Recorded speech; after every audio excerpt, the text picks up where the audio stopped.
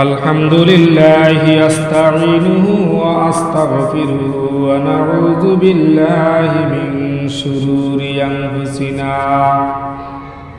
من يهد الله فلا مضل له ومن يضلله فلا هادي له وأشهد أن لا إله إلا الله وحده لا شريك له وأشهد أن سيدنا وسندنا وحبيبنا وحبيب قلوبنا أما بعد فأعوذ بالله من الشيطان الرجيم بسم الله الرحمن الرحيم يا أيها الذين آمنوا كتب عليكم الصيام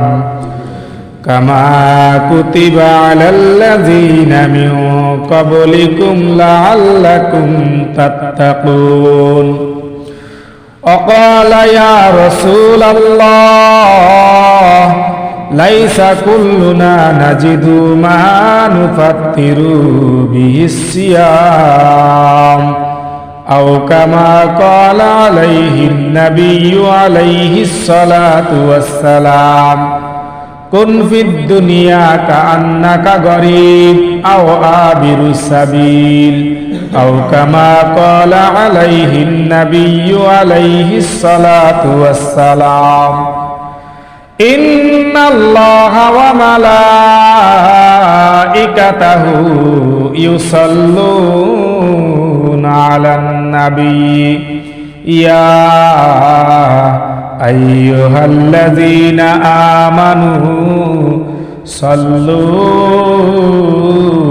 عليه وسلموا تسليما اللهم صل على سيدنا مولانا محمد وعلى آله سيدنا مولانا محمد اللهم صل على سيدنا مولانا محمد وعلى آل سيدنا মাওলানা মুহাম্মদ এই দুনিয়া পড়ে থাকবে আমরা একদিন থাকব না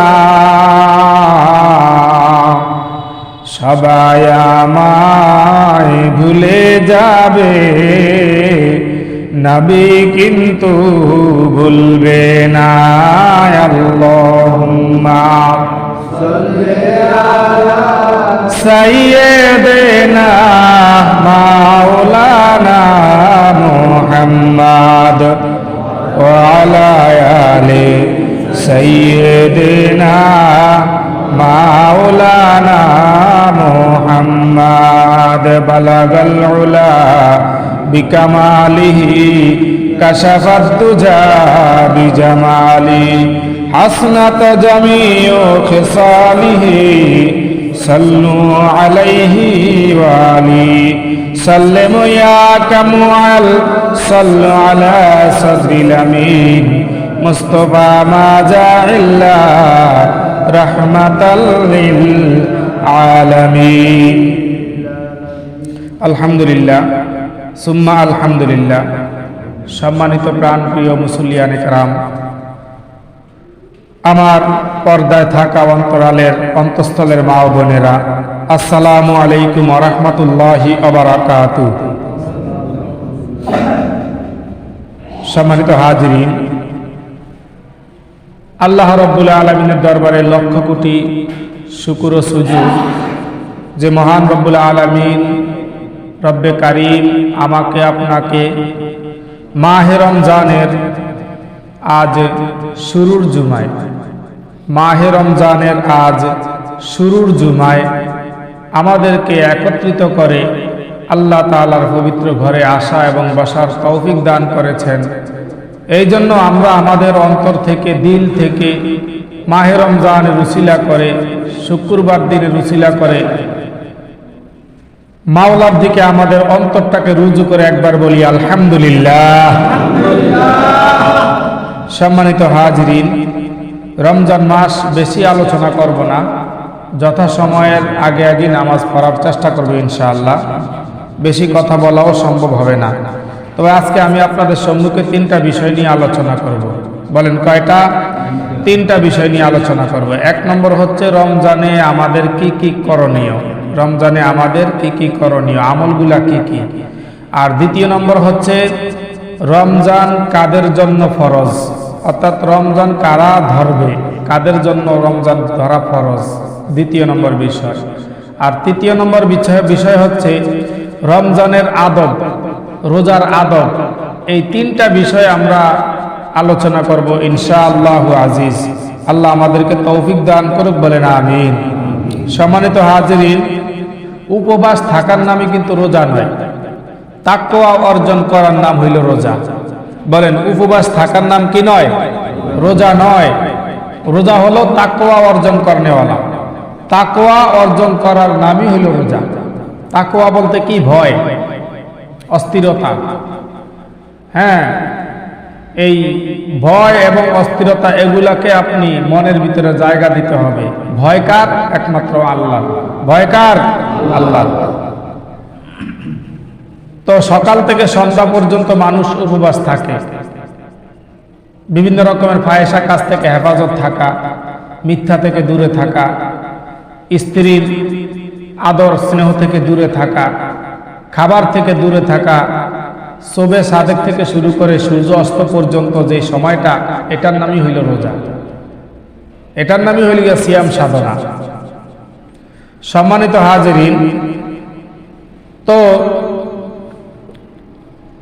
রমজান গত বছর আমাদের সমাজে অনেক লোক ছিল, কিন্তু এই রমজানে আমাদের সমাজে অনেক লোক নাই, আসেনি? অনেকেই মারা গেছে। আবার আমরা এখন বর্তমানে আছি, আগামী রমজান যে থাকবো তারও কোনো কি নাই, গ্যারান্টি নাই।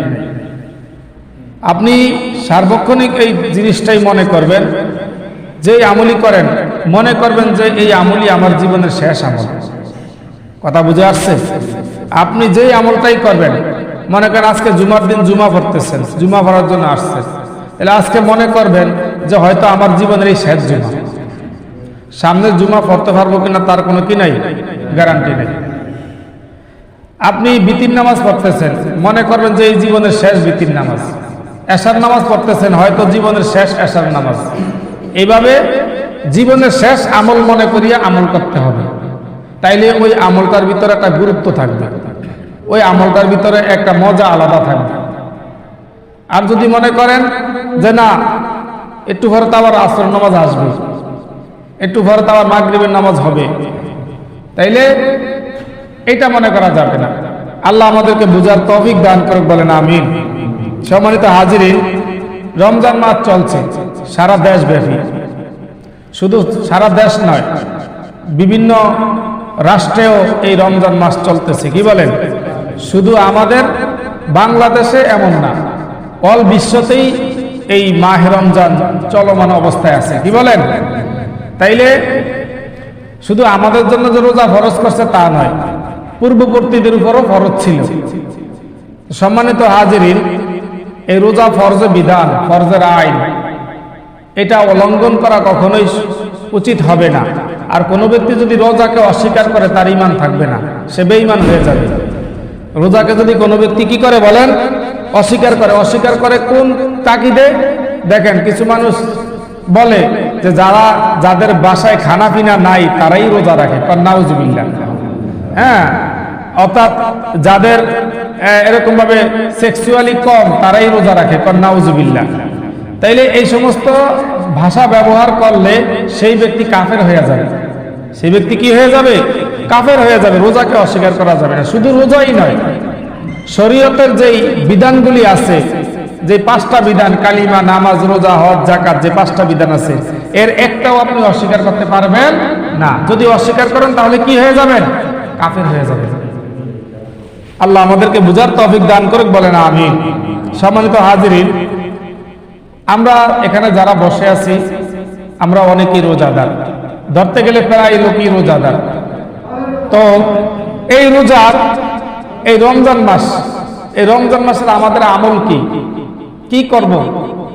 কিতাবের ভিতরে আসছে এই রমজান মাসের আপনার 11টা কাজ আছে। বলেন কয়টা? 11টা কাজ একদিনেই, একদিন সকাল থেকে সন্ধ্যা পর্যন্ত এই একটা দিন আপনি 11টা কাজ করতে হবে। তাইলে মনে করবেন, মনে রাখবেন যে আপনি রোজা আছেন। 11টা কাজ কি কি? 1 নম্বর হইল গিয়া দিনের বেলা রোজা পালন করবেন, 1 নম্বর কাজ। এখন 2 নম্বর কাজ কি? 2 নম্বর কাজ হলো তারাবি নামাজ আদায় করতে হবে। 2 নম্বর কাজ কি বলেন? তারাবি নামাজ আদায় করতে হবে। আপনি রোজা রাখছেন কিন্তু তারাবি পড়েন নাই, তাহলে এই রোজার কোনো মূল্য আল্লাহ তাআলার কাছে নাই। আর কেউ কেউ বলেন যে রোজার সাক্ষী কিন্তু তারাবি। রোজার সাক্ষী কে বলেন? তারাবি নামাজ। আপনি রোজা রাখলেন, তারাবি পড়লেন না, তা হলো না। এই জন্য তারাবি নামাজ সুন্নত। তাহলে সারাদিন রোজা রাখবো, সন্ধ্যাকালে কি পড়বো?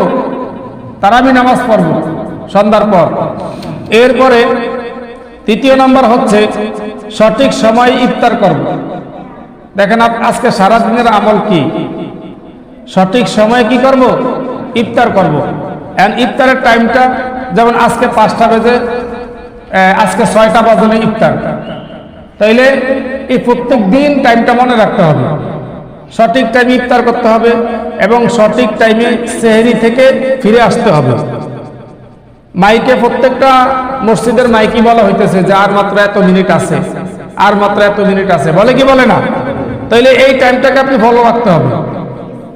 এখন এমনও হইতে পারে যে অত্র এলাকার ভিতরে কারেন্ট নাই, তাহলে মাইকে তো আওয়াজ দিব না, আপনি জানবেন কিভাবে? এই জন্য টাইমটা আগে জানা রাখতে হবে যে আপনার কয়টা ইফতার, কয়টা সেহরি। এটা আপনার গুরুত্বপূর্ণ একটা আমল। এরপরে আসেন 4 নম্বরে, সঠিক টাইমে সেহরি খাওয়া। সঠিক টাইমে কি খাওয়া বলেন? সেহরি খাওয়া। অনেক লোক এরকমও আছে যে রাইতের 11টা 12টার দিকে সেহরি খেয়ে ঘুমিয়ে যায়, আছে না? নাই? আছে, বহুত লোক আছে। কিন্তু আপনি মনে করতে পারেন যে ওই সময় সেহরি খাওয়া যাইব, ঠিক আছে, কিন্তু এরপরে যে কত লম্বা একটা রাত্র, এরপরে আপনি সারাদিন যাওয়ার পর আরো কতগুলো সময়, এতে করে আপনার একটু স্বাস্থ্যগতভাবে হ্রাস পেতে পারে। তাই ওই টাইমে না খাওয়াই দরকার।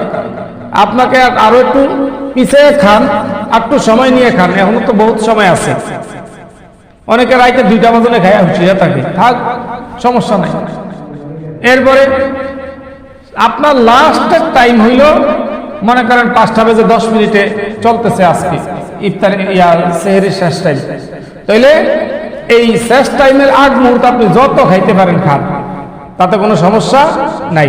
তাহলে গুরুত্ব সহকারে খাইতে হবে। এখন আমরা আগেরকার জমানার হিসাব করলে লাভ হইব না। কিছু কিছু মানুষ বলে হাতের ফসল দেখা না যাওয়া পর্যন্ত নাকি সেহরি খাওয়া যাইব, নাউজুবিল্লাহ। এটা কোনো কিতাবে নাই, এটা মানুষের বানোয়া। হ্যাঁ, আবার এমনও কয় যে যতক্ষণ পর্যন্ত অন্ধকার না যাইবে ততক্ষণ পর্যন্ত খাওয়া যায় যাচ্ছে, কথা বলছেন, এরকমও কয়। তাইলে আপনার এই কথার কোনো ধর্তব্য না। কথা ধর্তব্য হইতে হবে শরীয়তের বিধানে, সূর্যের উপর নির্ভর করে। আল্লাহ তাআলা যে বিধান জারি করছে আমাদের উপর, ওইটার উপর নির্ভর করে। তাইলে সেহরি খাইব সঠিক টাইমে। এমন যেন না হয় যে 5টা 11 বাজে গেছে আপনি হবে ঢোক গিলতে আছেন, এমন যেন না হয়। এমন যেন না হয় 5টা 10 বাজে গেছে এখন আপনি গ্যাস্ট্রিকের ওষুধটা পর্যন্ত খাইতে পারেন নাই, মানে এত তাড়াহুড়া। তাইলে এর আগে আপনি শেষ করতে হবে। অন্তত সেহরি খাওয়ার পরে যখন 5-7 মিনিট একটু জিরাইতে নিতে পারেন, এইরকম সময়টা সামনে রাখতে হবে। আপনার নিজের রুটিন নিজেই তৈরি করে রাখতে হবে। এই জন্য বাবাজিরা আমার, সেহরি সঠিক টাইমে খাইব। 5 নম্বর আমল হচ্ছে যতটুকু পারি কোরআন তেলাওয়াত করার চেষ্টা করব। কোরআন তেলাওয়াত করার কি করবো বলেন, চেষ্টা করবো, কারণ এই মাসে কোরআন নাজিল হয়েছে। তাইলে আমরা রমজান মাসে কোরআন তেলাওয়াত বেশি বেশি করে করার চেষ্টা করবো। নিয়ত রাখবেন যে এক খতম কোরআন শরীফ দিল দিব, এরকম নিয়ত রাখবেন। এরপরে 6 নম্বর হচ্ছে অন্যকে ইফতার করানোর চেষ্টা করা, আপনার সামর্থ্য অনুযায়ী যতটুকু সামর্থ্য আছে। এই যে আজকে সারাদিনের মধ্যে, অর্থাৎ এইভাবে পুরো রমজান মাস অন্যকে আপনার সামর্থ্য পরিমাণ ইফতার করানো। আল্লাহ রাসূল বলছেন অন্তত এক ডোক পানি হইলেও হইব, একটা খেজুর হইলেও হইব, কিংবা একটু দুধ হইলেও হইব। তাহলে এতটুকু পরিমাণ যদি কোনো রোজাদার ব্যক্তিকে খাওয়ায়, তাহলে রোজাদারের সম পরিমাণ সব তার আমলনামায় দান করা হয়। সাধ্য পরিমাণ আপনার সামর্থ্য পরিমাণ ইফতার করানোর চেষ্টা করবেন। আল্লাহ আমাদেরকে আমল করার তৌফিক দান করুন। এরপরে 7 নম্বর হচ্ছে সকল ধরনের অশ্লীলতা থেকে হেফাজত থাকতে হবে। আপনি রোজা আছেন, তাহলে আপনার আশপাশে যে অশ্লীলতা চলতেছে এগুলো থেকে আপনি দূরে সরে আসতে হবে, কারণ আপনি রোজাদার। রোজা রাখা অবস্থায় অশ্লীলতার ছোঁয়া যেন আপনার গায়ে না লাগে, আপনি ওইদিকে খেয়াল রাখবেন। এই জন্য শেখ সাদির রহমতুল্লাহ বলেন যে রোজা রাখা অবস্থায় একাকীভাবে থাকো, একা থাকলে গুনাহ কম হয়। বন্ধু বান্ধব আত্মীয় স্বজনদের সাথে যখন মিলেমিশে হবে, তখন দেখা গেছে এক একজন এক এক রকমের কথা বলবে, ফাহেসা কথা, গীবত কথা, শিকায়েতের কথা। এই রোজা অবস্থায় সব শেষ। এই জন্য রমজান থাকা অবস্থায় অশ্লীলতা থেকে আপনাকে দূরে থাকতে হবে, যেগুলো খারাপ জিনিস। এরপরে বেশি বেশি যতটুকু আপনার সামর্থ্য আছে। 8 নম্বর হচ্ছে বেশি বেশি দান করার চেষ্টা করবেন, কারণ রমজান মাস, এই মাসে দান করলে 1 টাকায় 70 টাকার সওয়াব আল্লাহ আপনার আমলনামায় দান করবে। তাইলে এখন আপনি যদি ঘোরামি করিয়া কন যে একটা কিল দিলে 70টা কিলের সওয়াব, নাউজুবিল্লাহ, তাহলে এই কথা ঘোরামি করিয়া বলতে আছে, মানে ইচ্ছা করিয়া বলতেছে। এরকম আছে না নাই বলেন? বন্ধু বান্ধব মিলিয়া মিশা চলতেছে, তো হঠাৎ করে বলতেছে তোরা একটা ঘুষি দিলে রমজান মাস তো 70টা ঘুষি সওয়াব পান, নাউজুবিল্লাহ। তাহলে এই সমস্ত ইচ্ছা কথা বললে সে কি হয়ে যায়? বেঈমান হয়ে যায়। শরীয়তের বিধান, আপনি 1 টাকা দান করলে 70 টাকা সওয়াব। 1 রাকাত নফল নামাজ পড়লে এরকম ভাবে, অন্যান্য মাসে একটা ফরজ আদায় করার মতো সওয়াব। একটা ফরজ যদি আদায় করেন 70টা ফরজ আদায় করার মতো সওয়াব। এইভাবে অর্থাৎ আমলগুলোর দিক দিয়ে আল্লাহ তাআলা দ্বিগুণ দিতেছেন। আমলগুলোর দিক দিয়ে আল্লাহ কি দিতেছেন বলেন? দ্বিগুণ দিতেছেন। এরপরে 9 নম্বরে হচ্ছে এই রমজান মাস যেহেতু বছর শেষ, তাইলে যার যাকাত ওয়াজিব হয়েছে এই জাকাতগুলোকে আপনি দিয়ে দেওয়ার চেষ্টা করা, যাদের জাকাত ওয়াজিব। এই জাকাতের ব্যাপারে মাসাইল আপনার পুঙ্খানুভাবে জেনে রাখার চেষ্টা করবেন, যে কতটুকু পরিমাণ মাল সামানা হইলে জাকাত দিতে হবে, ইত্যাদি ইত্যাদি। তাইলে এই রমজান মাসের শেষ দিকে জাকাত দিয়ে দেওয়ার চেষ্টা করবো। আল্লাহ আমাদেরকে আমল করার তৌফিক দান করুন। এরপরে 10 নম্বর হচ্ছে শেষ দশকে লাইলাতুল কদর তালাশ করা। 10 নম্বর হচ্ছে শেষ দশকে লাইলাতুল কদর কি করা? তালাশ করা। যেই রাতটা 1000 মাসের চেয়ে উত্তম, ওই রাত্রটাকে তালাশ করা। আর এরপরে 11 নম্বর হচ্ছে বিজর রাত্রিগুলোতে ইতিকাফ করা। বিজর রাত্রিগুলোতে কি করা বলেন? ইতিকাফ করা। তাইলে আমরা যারা ইতিকাফ করব, এই যে কইছে শেষ দশকে ইতিকাফ করলে লাইলাতুল কদর তালাশ হয়ে যাইব। যদি রমজানের 20 রমজানের পরের থেকে যদি আপনি মসজিদে ইতিকাফে যদি বসেন, তাহলে একদিনের ইতিকাফ কিতাবের ভিতরে লেখছে যে 500 বছরের রাস্তা দূরত্ব আগুন থাকবে, জাহান্নামের আগুন আপনার কাছে আসতে পারবে না। ইতিকাফকারীর এত সম্মান আল্লাহ তাআলা দান করবে। এই জন্য শেষ দশকে ইতিকাফ করার চেষ্টা করব। আল্লাহ আমাদেরকে আমল করার তৌফিক দান করুক, বলেন আমিন। সম্মানিত হাজিরিন, যাদের উপর রোজা ফরজ, এই বিষয়টা খুবই গুরুত্বপূর্ণ। যাদের উপরে রোজা ফরজ, মনে করবেন যে আমার রোজা ফরজ হয় নাই, না, আজকে কি বলতেছে শোনেন কিতাবালায়, যে 1 নম্বরে হইল গিয়া মুসলিম হওয়া। আপনি যদি মুসলমানের ঘরে জন্ম হয়ে থাকেন, তাহলে আপনার উপরে রোজা ফরজ। অমুসলিমের উপর রোজা ফরজ না। অমুসলিমের উপর রোজা কি না বলেন? ফরজ না। হিন্দুরা কখনো আমাদের ভাই হতে পারে না। হিন্দুরা আমাদের কখনো কি নয়? ভাই নয়। আল্লাহ রাসূল বলছে আল মুসলিমু আখুল মুসলিম, মুসলমান হইলে মুসলমানের কি ভাই। কিন্তু আমরা মুসলমান হইয়া হিন্দুদের পূজাতেও যাই, আমরা মুসলমান হইয়া হিন্দুদের বিয়াতেও যাই, আছে না নাই বলেন? তাদের প্রসাদও খাই, নাউজুবিল্লাহ। তারা হেরে যে আল্লাহ বানাইছে আমারও একই আল্লাহ। আরে বেটা, হেরে আল্লাহ যে আল্লাহ বানাইছে তোমারও একই আল্লাহ বানাইছে, কিন্তু যে হেরে যে আল্লাহ বানাইছে হে আল্লাহ কইছে কালেমা পড়তে বলিয়া, হে কালেমা পড়ে নাই কি হেরে জিজ্ঞাও, এটা করে নাই কেন? তাইলে হিন্দুরা কখনো আমাদের ভাই হতে পারে না। ওই জন্য অমুসলিমের উপরে এই রোজা ফরজ নয়, কিন্তু তারাও কিন্তু রোজা রাখে। তাদের বাইবেলে কিছু রকমের কথাবার্তা আছে, এরা রোজা রাখে, এরা 2টার সময় রোজা ভাঙে, নাউজুবিল্লাহ, দিনে 2টা বাজে নেই, আছে এদের ব্যাপার স্যাপার আছে। যাই হোক, এগুলো আমাদের জানার দরকার নেই। এরপরে 2 নম্বরে প্রাপ্ত বয়স্ক হইতে হবে। প্রাপ্ত বয়স যদি হন তাহলে আপনার উপর রোজা ফরজ। 3 নম্বরে হইলে জ্ঞান সম্পূর্ণ ব্যক্তি, যার ভিতরে জ্ঞান আছে, আকল আছে, ওই ব্যক্তির উপরে রোজা ফরজ। 4 নম্বরে ঋতুস্রাব ও প্রসবকালীন থেকে মুক্তি হওয়া নারী, অর্থাৎ যেই মহিলার ঋতু হইতেছে না, তার স্রাবও নাই, তার মাসিক হইতেছে না, তাহলে তার উপরে রোজা ফরজ।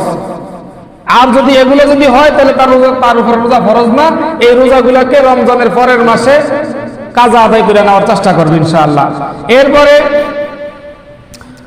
যদি মুসাফির অবস্থায় যদি রোজা রাখতে চান তাহলে রাখতে পারবেন, শারীরিক অবস্থার উপর নির্ভর করে। আর যদি মনে করেন যে না, আমি তো মুসাফির মানুষ, খুব দূরত্ব, আমার দূরের সফর, আমি রোজা না রাখাই ভালো হইব, তাইলে রোজা না রাখা যাইতে পারে, তবে এইটা রমজানের পরে আবার কাজা আদায় করে নিবেন। এই হইল যাদের উপরে রোজা ফরজ। তাইলে যেই ব্যক্তির বয়স 7 থেকে 10 বছর, তাকে রোজা রাখার জন্য আপনি কি করতে পারেন? রিকোয়েস্ট করতে পারেন, আবেদন করতে পারেন।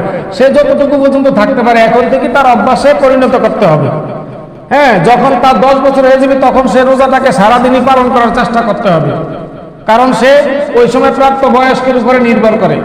এই জন্য এছাড়া আপনি যতই যাই কিছু দেখেন, তাদের উপর রোজা ফরজ হবে না। এখন আসেন, যাদের উপর রোজা ফরজ না তারা কারা? 1 নম্বরে লিখে যারা অমুসলিম, 2 নম্বরে যারা এরকম ভাবে নাবালেগ, 3 নম্বরে যারা এরকম ভাবে পাগল লোক, মাথার সেন্সিটিভি নাই তাদের। এরপরে 4 নম্বরে হচ্ছে একদম বৃদ্ধ লোক, যে হাঁটতে গেলে 6 বার পড়িয়া যায়, ওই ব্যক্তির উপরে রোজা ফরজ না। এরপরে 5 নম্বরে লিখে চির রোগী, একদম পুরা বছরই রোগা অবস্থায়, ঘর আগে ঘর মতে এমন অবস্থা, তাহলে ওই ব্যক্তির উপরে রোজা ফরজ না। এরপরে 6 নম্বরে হচ্ছে মুসাফির ব্যক্তি, সে যদি ধরে ভালো, আর না ধরলে সমস্যা নেই। কথা বুঝে আসছে ইনশাআল্লাহ? তাইলে এই 6 প্রকার ব্যক্তিদের উপর। এরপরে আরো আছে একদম রোগাকান্ত্রী, এরপরে ঋতুস্রাবী, অর্থাৎ যে সমস্ত মহিলারা ঋতু অবস্থায় আছে, মাসিক অবস্থায় আছে, তাদের উপর রোজা ফরজ না। তাদের এগুলা থেকে কাটার পরে, এরপরে যখন সে পরিপূর্ণভাবে পবিত্র হবে তখন থেকে তার রোজা ধরার চেষ্টা করবে ইনশাআল্লাহ। এরপরে গর্ভবতী মহিলা, সে যদি মনে করে যে আমার জন্য রোজা অসুবিধা হবে, তাহলে রোজা সে স্থগিত রাখতে পারে। আর যদি মনে করে না আলহামদুলিল্লাহ আমি ধরতে পারব, এটা মনের উপর নির্ভর করিয়া, তাহলে রোজা সে রাখতে পারবে। এরপরে কোনো মহিলা, বাচ্চা, মনে করেন 2 বছর 1.5 বছরিয়া বাচ্চা কিন্তু দুধ খাইতে আছে, তাইলে এখন যদি বাচ্চাকে দুধ খাওয়াইতে গিয়ে তার যদি কোনো সমস্যা হয়, তাহলে সে রোজা স্থগিত রাখবে। কথা বুঝে আসছে? আর যদি মনে করে যে না আমি বাচ্চাকে দুধও খাওয়াইতে পারবো, আলহামদুলিল্লাহ আমার রোজাও রাখা সম্ভব হবে, তাহলে সে রোজা রাখতে পারে। এই ক্যাটেগরিয়া তার রোজা ভঙ্গ হবে না, কারণ বাচ্চার খাবার সে খাইতেছে, এটা কোনো সমস্যা নয়। এই জন্য আল্লাহ পাক আমাদেরকে এই বিষয়গুলো বুঝার তৌফিক দান করে, বলেন আমিন। শেষ কথা হচ্ছে রোজার যে আদব, আমরা যে সারাদিন রোজা রাখতেছি, এই রোজার আদব লিখে 6টা। বলেন কয়টা?